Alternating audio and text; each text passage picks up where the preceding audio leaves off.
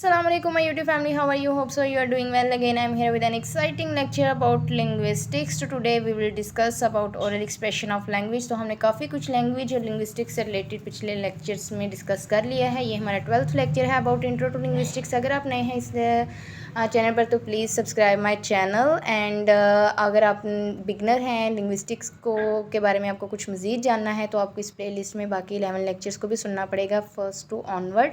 इसमें हमने काफ़ी कुछ डिस्कस किया है लिंग्विस्टिक्स से रिलेटेड और काफ़ी बेसिक चीज़ें डिस्कस की हैं. वो आप ज़रूर सुनिए ताकि आपको उसका बहुत ज़्यादा फ़ायदा हो. और अगर आप इस लेक्चर्स के लिए आए हैं तो प्लीज़ इसको सुन के फिर उसके बाद आप कमेंट करना मत भूलिए ताकि हमें पता चलता रहे कि आपकी राय हमारे लेक्चर्स के बारे में कैसी है. तो I think without wasting time we should start our lecture. तो चलते हैं अपनी फर्स्ट स्लाइड की तरफ. तो जी what is oral expression? Oral expression is a person's ability to express wants, thoughts and ideas. यानी कि ओरल एक्सप्रेशन यानी ज़ुबानी इजहार. जैसे कि हम बोलने वाला अपना बोलते हैं, किस चीज़ का इजहार करते हैं, अपनी ख्वाहिशात का, अपने ख्यालात का, अपने आइडियाज़, ओपिनियन, फीलिंग्स, इमोशंस जो हम फील करते हैं. अगर हमें पेन हो रहा है तो हम अब बताने के लिए क्या लफ्ज़ यूज़ करेंगे, कौन से एक्सप्रेशन यूज़ करेंगे. तो ये सारी चीज़ें क्या हैं, ज़ुबानी इजहार क्या है. ये लोगों की ख्वाहिशात होती हैं, ख्यालात होते हैं और इनको बयान करना. और कैसे बयान करना?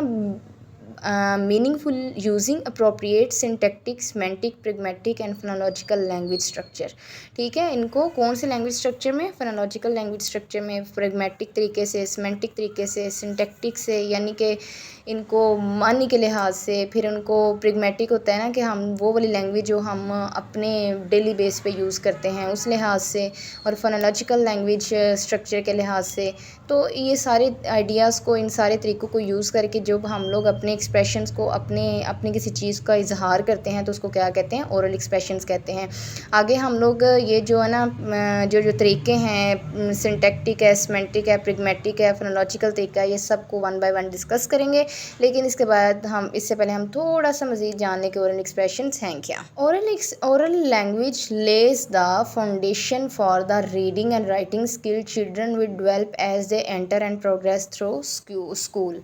ये क्या है? Oral language lays the foundation. कौन सी फाउंडेशन बनाती है? For the reading and writing skills children will develop as they enter and progress their school. जो ही वो स्कूल में एंटर होते हैं उनकी डेवलपमेंट होती है. स्कूल में ना भी जाए वैसे भी हमारे इन्वायरमेंट में जो ही बच्चा 3-4 साल से बाद जब वो सेंटेक्स लेवल पे आ जाता है, जुमले बनाना शुरू कर देता है, उसके बाद बहुत सारी वोकैबुलरी जमा हो जाती है. तो उसके बाद वो क्या करता है? अपनी राइटिंग और राइटिंग स्किल पर आता है. तो उसके लिए वो क्या करता है? ओरल लैंग्वेज की उसकी डेवलपमेंट होती है. They will use oral language in all aspects of their education. अपनी एजुकेशन में वो ओरल लैंग्वेज का यूज़ करते हैं in that classroom as they contact with their peers and teachers. यानी कि वो अपने दूसरे स्टूडेंट्स, अपने क्लास फेलोज़ के साथ क्लासरूम में अपने टीचर्स के साथ कनेक्ट करने के लिए भी क्या करते हैं? एक्सप्रेशन को यूज़ करते हैं throughout their lives as they grow into adulthood. अब देखा, जैसे मैंने कहा कि वो ज़रूरी नहीं है क्लासरूम हो, वैसे भी इन्वायरमेंट में भी जब हम लोग जाते हैं तो हम लोग अपनी दूसरों से कनेक्ट करने के लिए जब हम लोग डिफरेंट एक्सप्रेशन यूज़ करते हैं, different languages, oral language use करते हैं. तो ये क्या है? वो क्या है? सॉरी, वो क्या है? ओरल लैंग्वेज है. ओरल लैंग्वेज यूज़ करते हैं लोगों से कनेक्ट करने के लिए अपने क्लासरूम्स में भी और उसके बाद वैसे भी हम लोग थ्रू आउट देयर लाइव्स, अपनी सारी ज़िंदगी में भी जो जो हम ग्रो करते जाते हैं, बड़े होते हैं, बूढ़े होते हैं, फिर हमारी अपनी ग्रोथ होती है. उस ग्रूमिंग के लिहाज से हम लोग डिफरेंट इन्वायरमेंट में जो जो सी लैंग्वेज यूज़ करते हैं उनको क्या कहते हैं? ओरल लैंग्वेज कहते हैं. The acquisition of these skills often begins at the young age. ये क्या होती है? छोटी उम्र में ही शुरू हो जाती है ये महारत. Before students begin focusing on print-based concepts such as sound, symbol, correspondence and decoding. इससे पहले के जो स्टूडेंट्स हैं वो प्रिंट पर मबनी तस्वुरात जैसे कि आवाज़ की लामत, खत किताबत और उसके बाद print based concept, correspondences and decoding पर उनकी तवज्जो हो. उससे पहले क्या है? इन महारतों का असूल छोटी उम्र में शुरू हो जाता है. आपने अगर क्लासेस में देखा होगा तो बच्चों को पहले ही हम लोग ग्रामर 1 क्लास से ही, अभी तो प्रेप क्लास से शुरू हो जाता है कि नाउन क्या है. अभी मैं एक स्कूल में जॉब कर रही थी तो वहाँ पे बच्चों को जो है ना नर्सरी क्लास में एक्शन वर्ब्स, मतलब वर्ब्स पे वो तब भी ले आते हैं. अगर वो प्ले क्लास से कि ईटिंग, रीडिंग, बच्चों के माइंड में कॉन्सेप्ट आना शुरू हो जाता है, फिर उसके बाद नाउन का कॉन्सेप्ट शुरू हो जाता है कि नेमिंग वर्ड्स ये हैं। तो ये क्या है, ग्रामर, फोनोलॉजी, मॉर्फोलॉजी, वर्ड्स का वोकेबलरी बच्चों के पास जमा होनी शुरू हो जाती है। डिस्कोर्स एंड प्रैग्मेटिक्स, ये सारी चीज़ें क्या हैं, छोटी उम्र से शुरू हो जाती हैं, क्योंकि जब बच्चे बड़े हो जाते हैं तो फिर उनका प्रिंट मीडिया की तरफ ज़्यादा ध्यान चला जाता है, डिकोडिंग की तरफ, और बड़े बड़े कॉन्सेप्ट्स होते हैं उनकी तरफ चला जाता है। लेकिन उससे पहले पहले बच्चों का ये वाला कॉन्सेप्ट क्लियर करवा दिया जाता है। जी इनके मेन एरियाज़ तो आपको पता चल गए हैं, फिनोलॉजी है, grammar, morphology, vocabulary, discourse and pragmatic है। तो हम क्या करेंगे, वन बाय वन इनको अब डिस्कस करेंगे। जी हमारे पास फर्स्ट है जी फिनोलॉजी। फिनोलॉजी के अगर बेसिक इसकी एग्जांपल देखी जाए तो वो है, phonology is a study of patterns of sounds in a language and cross language, यानी कि स्टडी ऑफ साउंड पैटर्न्स। तो ये क्या करता है, फिनोलॉजी कवर्स द ऑर्गेनाइजेशन और system of sounds with in a language. एक लैंग्वेज के अंदर सिस्टम ऑफ साउंड का क्या सिस्टम है उसको कवर करता है। Once the phonological system has been acquired for basic listening and speaking, जब जो है ना फिनोलॉजिकल सिस्टम मतलब वो एक्वायर कर लेते हैं बेसिक लिसनिंग एंड स्पीकिंग, बोलना और सुनना, children begin to develop phonological awareness.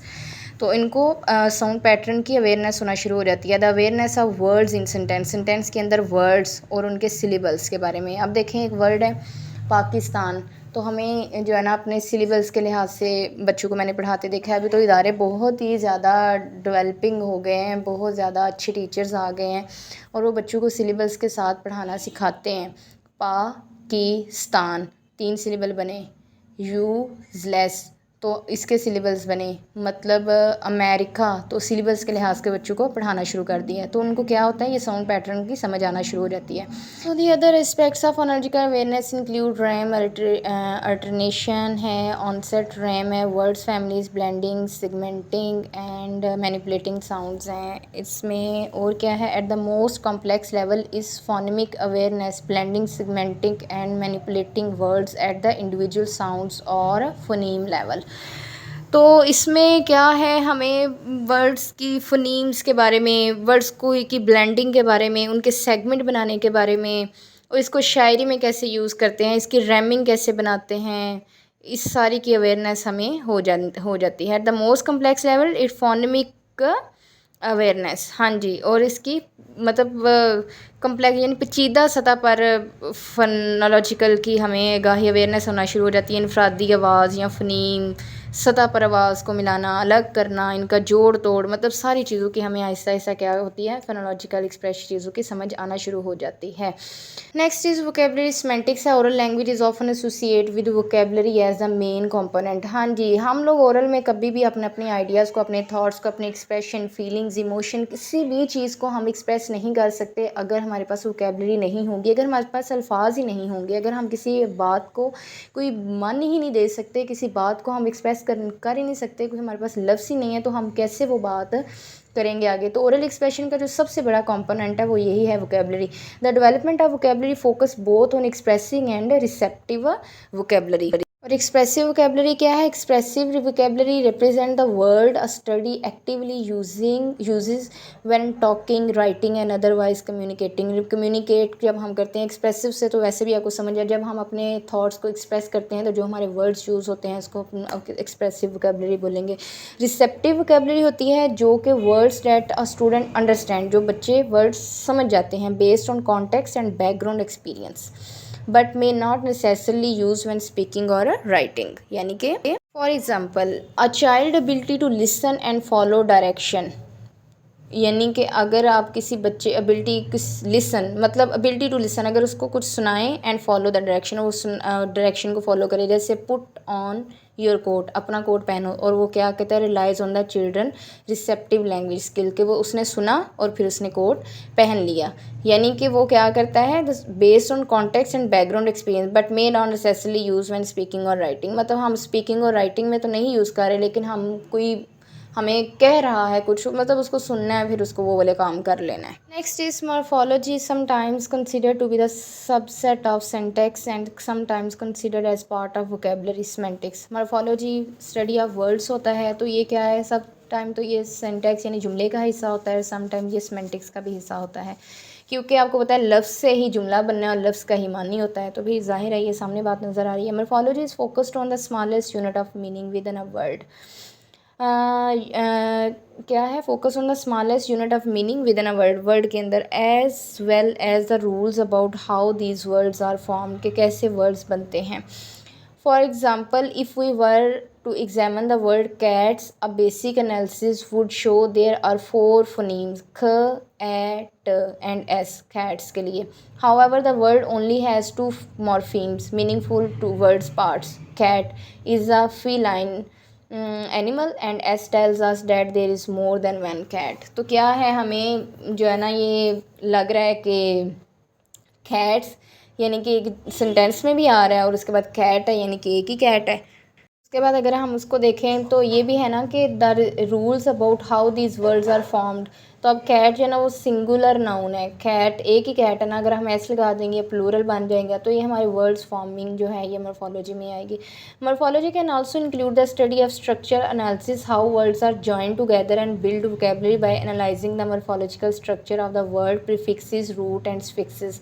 यानी रूट वर्ड अगर आप देखें तो हम रूट वर्ड देखेंगे यूज़, और अगर हम फिक्सेस देख लें तो यूज़ के आगे फुल लगा दें तो यूज़फुलनेस हो जाएगा. अगर हम प्रीफिक्सेस में देखें तो ग्रेट्स तो हाँ ग्रेटफुल, ग्रेटफुल देख लेते हैं.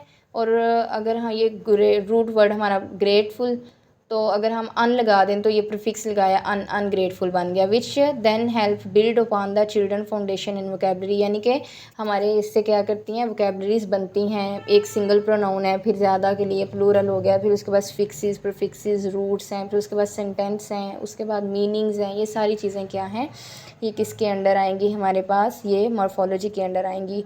और मॉर्फोलॉजी आपको पता है, मॉर्फोलॉजी भी एक हिसाब की ये जो है ना वोकैबुलरी है, मॉर्फोलॉजी स्टडी ऑफ वर्ड्स है कि कैसे वर्ड्स बनते हैं.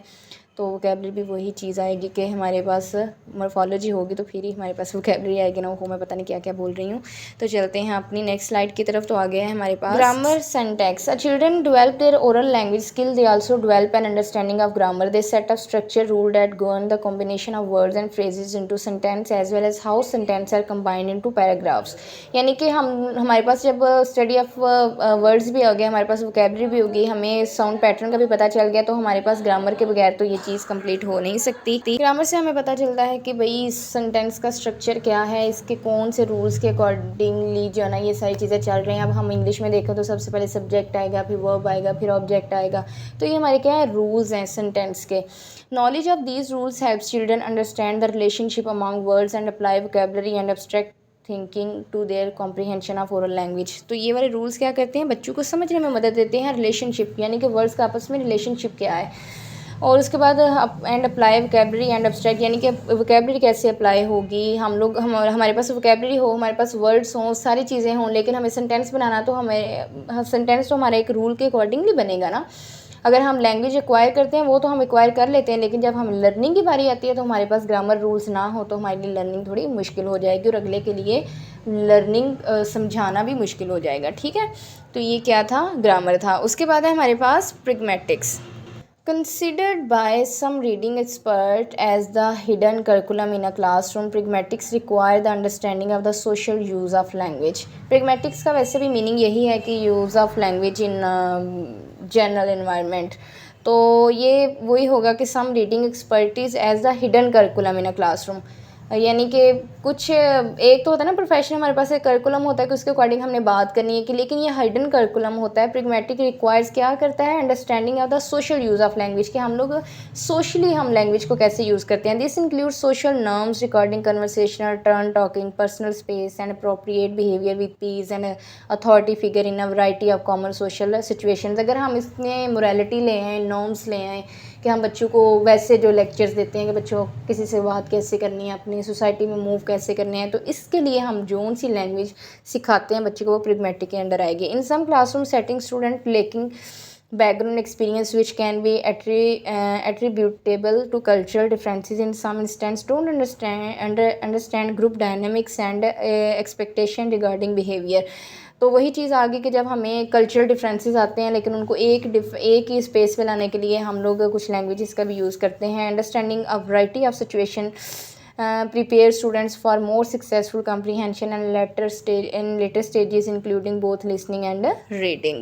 यानी कि अगर हम इसको उर्दू में बोलें तो ये भी हो सकता है कि मुख्तलिफ़ किस्म के हालात को समझना, जो कि तलबा को बाद के जो आगे मराहिल आते हैं उसमें वो कामयाब करते हैं, उसके लिए तैयार करते हैं हम कि डिफरेंट सिचुएशंस में कैसे बोलना है, कैसे अपनी स्पोकन को इम्प्रूव करना है, ये सारी चीज़ें प्रैग्मेटिक के अंदर आएंगी। Next is discourse, oral and written communication also known as discourse is a critical skill. Okay, ज़ुबानी और तहरीरी जो हमारी होती है ना स्किल्स, वो डिस्कोर्स के अंडर आएंगी।